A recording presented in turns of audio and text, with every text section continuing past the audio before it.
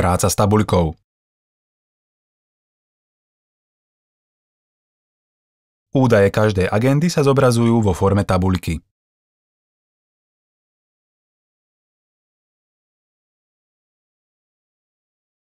Nad tabuľkou je názov agendy.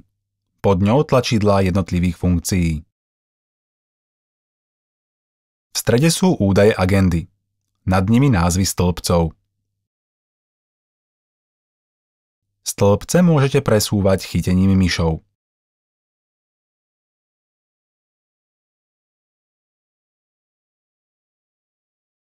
Rýchly filter je veľmi praktickou pomôckou. V tabuľke vám zostanú len vyhovujúce údaje. Pre numerické stĺpce môžete použiť matematické operácie, najčastejšie súčet stĺpca.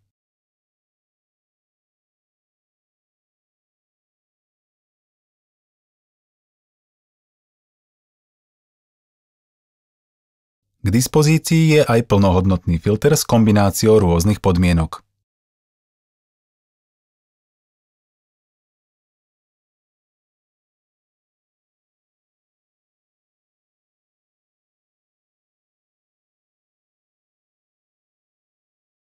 Kliknutie na názov stĺpca zoradí údaje v tabuľke zostupne alebo vzostupne.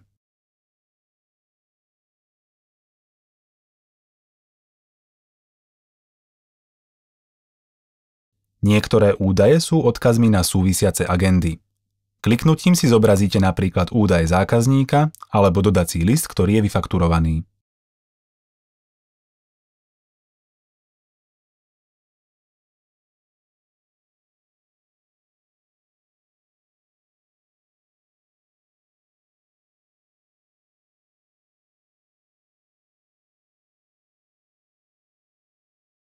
Údaje je možné editovať aj v riadku a následne zapísať.